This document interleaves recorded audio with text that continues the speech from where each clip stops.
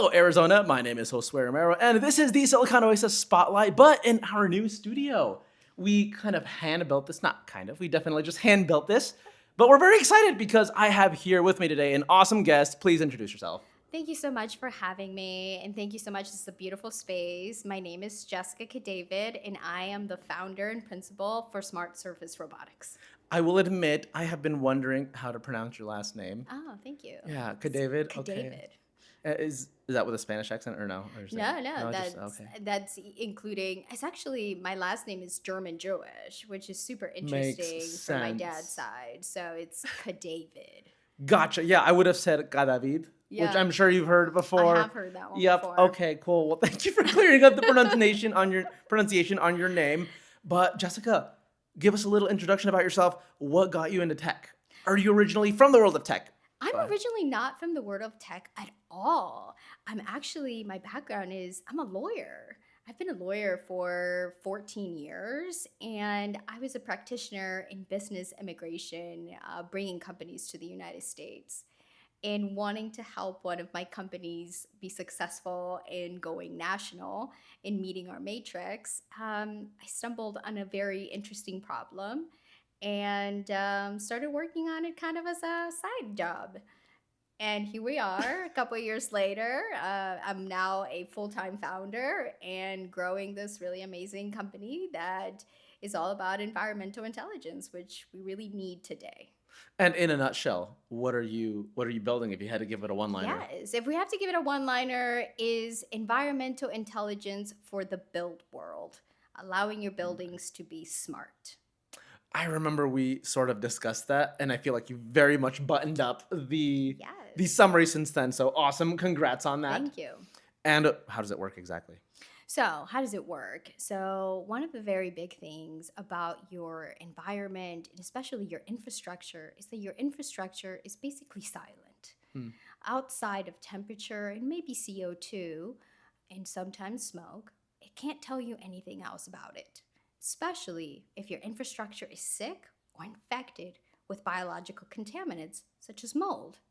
Usually, it lies dormant for weeks, if not sometimes months, before it's fully discovered. And that problem is too late once it's discovered, Hmm. right? It causes a drop in our home values, about 13% or more. It causes illness. It causes a whole lot of different problems and issues because we don't have a way of detecting it early prior to being a costly remediation problem.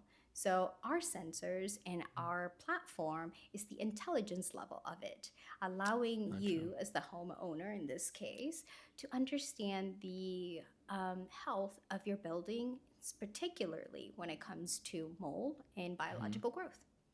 Gotcha. And what is it exactly that got you into that? Because I know you mentioned you were helping a Yes. client or something, and then all of a sudden now you're, Now at I'm this a tech company, founding founder. this company. Uh-huh. So it started actually a couple of years ago. I brought a mold remediation company to the United States.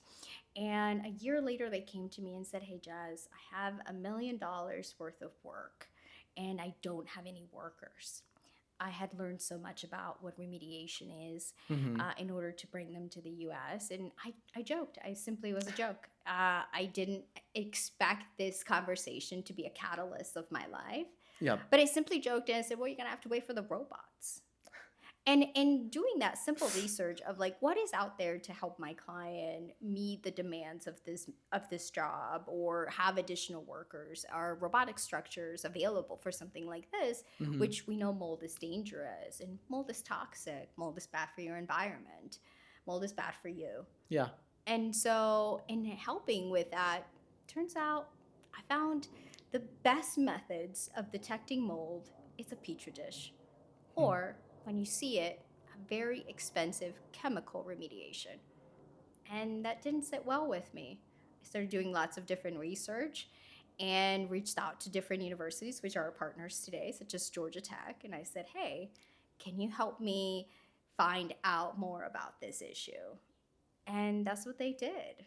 And since then, I've been building a set of a platform that includes sensors and a robotic structure. Hmm. So it can sense the health of your of your building. It acts kind of like a smoke detector, but for mold. And a robotic structure that once the sensor is triggered, it will come clean it because humans shouldn't touch mold. It's dangerous and Yeah. toxic. I was gonna say, so you said we'll have to wait for the robots and other technology someday. And you looked around and it just wasn't there. So you Just said, was. I'll do it myself, or? I'm a believer of I just do it myself. And it just started also in a way. My son was into robotics at that time. I was Oh, trying to cool. connect with my teen, which is difficult if you have teens at home. And so I'm Yeah. trying to connect with my team in the robotics. And he is 17 now. Yep. And I kept going.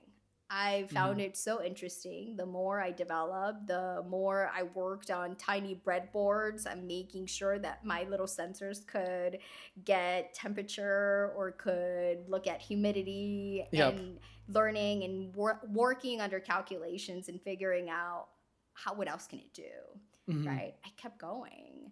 And the more I kept going, the more interested I was in it. And the more time I was spending until midnight every night working at it. And here we are today. That is so interesting that you mentioned that you wanted to connect with your son more, therefore started learning a little bit about robotics. How old was he when you both started doing that He at was the just time? about to be 15. Okay. And so he is 17 now. He is Mhm. almost an adult. And like I said, teens, they change their wants, their days. He changed. I kept going. It reminds me of a reel I saw, funnily enough, but it's kind of related, where I believe it was Terry Crews. I'm so sorry if it's not. But he was saying that one day he walked into the room where his son was, the living room, I think, and his son was watching, and it was this video game on. And he said, "Oh, son, that's so interesting. How do you play?" And the son was like, "I'm not playing, Dad. I'm watching someone else play. You need a super high-tech computer to play that game." And he said, "Well, that sucks. Number one, you don't need to watch people play. Number two, well, let's build a computer together." And now, after all this time, even if his son has moved on from that interest, he still builds his own PCs and he just finds it really interesting. Exactly. And your story is a little different because while I don't know if he builds anything else, he plays video games, you founded a tech company, just casually. Casually. It started with as a lawyer, risk and protection, right? Interesting. My mind Yeah. thinks in risk and protections because I think differently. And so in that, I was like, well, if I'm going to pay for patents, well, before that, they have to be owned by a company. So let me form an LLC. Yep. And then I was like, okay, I need some patent lawyers because I always tell my clients don't do things on your own, including myself. Yep. This isn't that patents are not my practice area. So I reached out. I was like, hey, I need patents, right? I need provisional applications. And that's what we did. And so that was step number 2. And then it's slowly from there, making sure that, I was moving with the risk that we could grow from there. Like I said, it started as a way of the way I think. And Yep. it's just been growing since. So, Jessica, what are people just not getting about what you're building?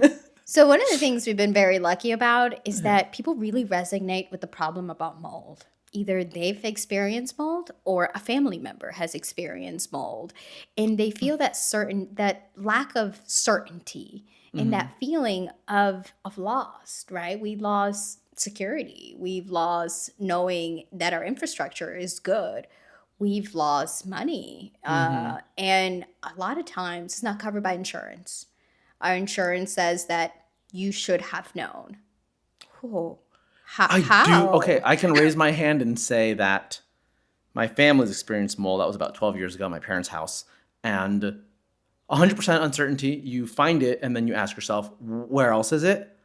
And I'm pretty sure that also happened where insurance was like, oh, well, why didn't you tell us beforehand? And it's like, what do you mean? Like, how could I have known? How could you have known? How could I have known? That is the actual perfect question. How could I have known?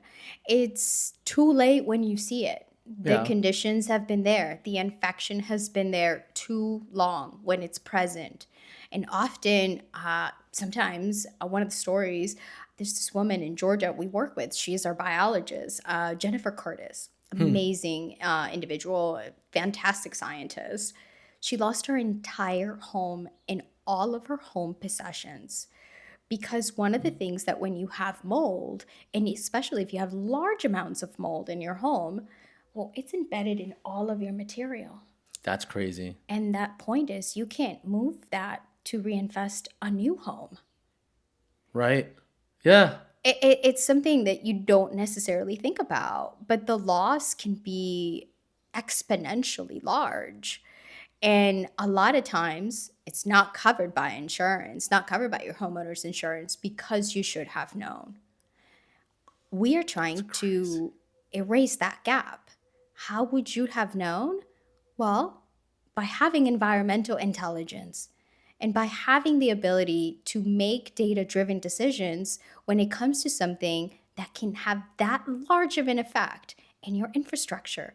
Your infrastructure is an ownership asset that is not protected against something that can diminish its value. Okay, that's crazy on the side of she lost everything. I've heard of people losing stuff. Yeah, At my parents' house, they had to cut a section out of the roof, wherever it was. Everything, though, is quite everything. nuts. And how long does it take to get to that point?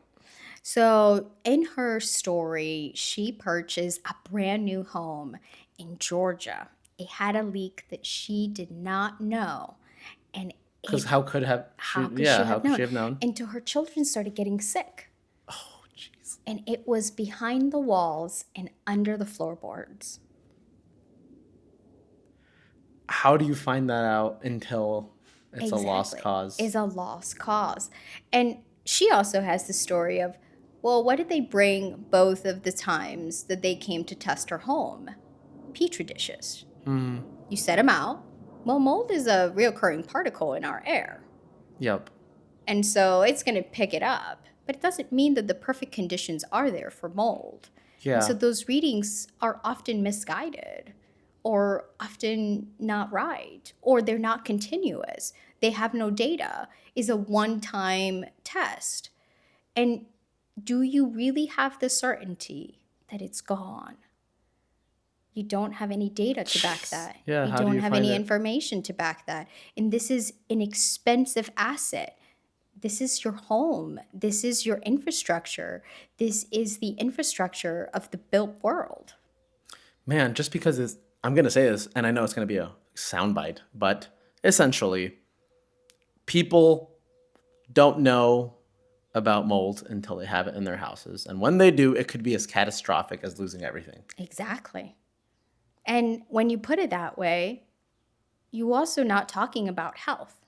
Yeah. You have Yeah. the mycotoxins in mold are extremely dangerous, especially when it comes to toxic mold. Hmm. And having that was extremely dangerous to your health. So even if you didn't lose your home, but what if you have a long-term disease?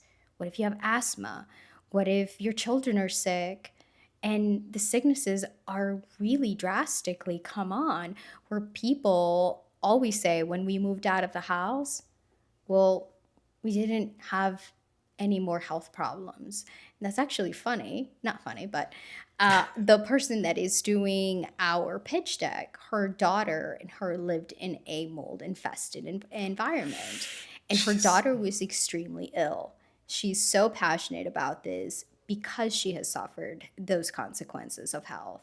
She Hmm. said her daughter developed asthma. That's a really dangerous issue She developed it from the situation. from mold. Gosh. And honestly, I think at this point, it's time for you to brag about what Smart Surface Robotics does. So we have done a couple of pilots. We're in the middle of one, which is very exciting. We stress tested our system in a cannabis grow. One of the things about cannabis is that, well, actually, it has a lot of mold too. And it's something rare that's something for infrastructure. It's also great for our agriculture. Hmm. That makes our market quite large. And we wanted to show that. So we've done a pilot in infrastructure. We've done a pilot for cannabis. We are working on a pilot with Fort Benning in Georgia, the Bays, and we are actually going to Germany to meet with one of the largest builders that deals with smart technology and smart infrastructure. So we're really, really excited about it, as well as we have some meetings with the Air Force upcoming and Congressman Rick McCormick. I Okay. Yeah, I remember we met a little under, I think, 2 months ago officially. And during that time, all of this was just about to launch. And then you're about to get your pitch deck together. And it's been so awesome to see. How big is your team? You guys are moving pretty dang quickly for. So we met part of our team when we went to Georgia a couple weeks ago. So everyone in the university, our university labs, which is the robotics lab and our biology and nanotechnology lab, makes about 12. In our core team, we are 4. It is myself as founder, my chief operating officer, Josh, my chief business development, Michael, and then my chief technology officer, Jonathan. Okay, that's a small team. I mean, in a good way, right? I think the old age of startups was hire as fast as we could and grow as fast as we could. But even at the startup I'm at right now, which is Inked Greetings, we got 7 total team members, and we've been that way for about 2 years now, and we love it. It's you have the people you trust. Everyone has got an extremely vital, important role to play, and if you're all helping each other, it grows, and you move and you make steps and you make strides, and it sounds a team of 4 that's done just these because you've launched 2 pilots now. We've deployed 2 Deployed 2 pilots. We've deployed 2 pilots with official data. And that also allows our AI risk to start learning more about its environment to assess risk faster. Moving to a third, working on our crate proposal. Actually, I need to tell you, our crate proposal is officially moving forward. Nice. With ERDC, and DEF CON will be joining our crate proposal with is the biological contaminant lab for the Army. So we're really, really excited. And why? Well, the Army and the military and the Department of War today has quite a large problem with mold.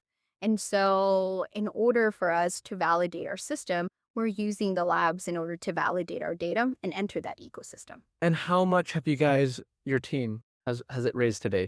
Actually, we haven't raised any money. We have been bootstrapped until now. We're getting ready for our seed raise at the end of summer. We wanted to have pilots and have a real proof of concept before our raise, and so we're getting ready for that end of summer, and that will be our first seed raise. That is awesome, and I know that's the same answer you gave me 2 months ago when we first started chatting and met, and I thought it was great, and I still think it's great because bootstrapping a company where you already have customers who need what you're building, who welcome what you're building into a pilot phase, most startups struggle doing that. Oh, thank you. I mean, it's just the truth. I don't come from the world of startups either. Originally, I grew up we're in a house in a neighborhood, funnily enough. This is like a total garage operation. But that said, none of my friends know what I do, really. They're like, tech, like, oh, so you're in IT? I was like, no. Like, okay, you're a software engineer. No. So it's funny because when you enter the world of tech, sometimes if you grew up in it, I think the only path forward is you raise a ton of money, you try to find a product that someone might need, and then you spend your days convincing people to buy something that they never wanted. And it's funny because when a lot of people come from outside of tech, they're like, hey, that person's struggling with that problem. Maybe I can solve it. And then they just try it. And then you're here with pilots and, DEF CON updates. And you're like, oh, yeah, we're about to raise funding. We have none raised today. And it's like, that's awesome. Is one of the things that one, I have lots of different experiences with bringing lots of different businesses to the US and really taking them on a national level. And that is everything from a restaurant to I brought a cleaning company that did power washing for buildings. But in that way, it takes a finesse to understand how to move through a system, Yeah. and move through different ways. And I have to say, I completely understand telling my lawyer friends I'm quitting to go into tech. They're like, wait a minute, what's going on then? If you go into IT, yeah. why are you going to IT? Go, why are you a software engineer? I said, no, this is the problem that needs solving. And it can only be solved with technology.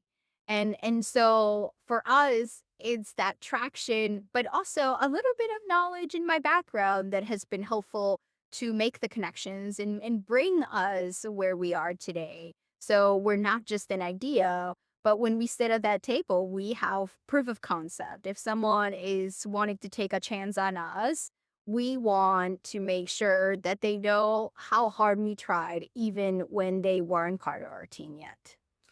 And your experience building in Arizona, and that's awesome, by the way. I just use that's awesome a lot in a lot of my podcast episodes. So I'm trying to leave that last, but maybe not, right? Maybe it's a shortcut. How has your experience building in Arizona been? Amazing. Nice. Amazing.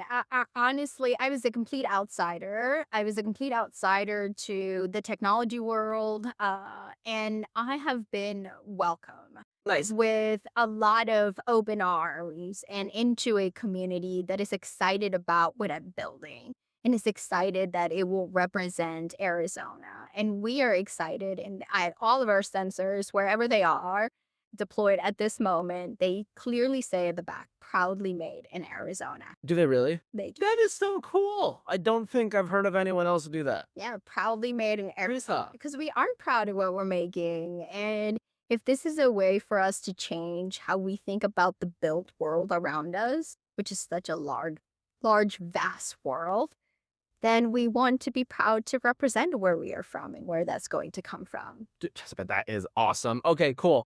I know we're coming up on time here, but I wanted to ask you if you were to leave the world watching with a one-liner of a message, could be anything, what would that be? We need environmental intelligence for the built world. Our buildings need to be able to talk to us. That's awesome. And then I feel like that's the same thing you kind of start off with, so it's a very good chiasmus of a moment. Is that the right word here? Yeah. Okay, cool. I think I used it correctly. But okay, it's been awesome. Where can people find you?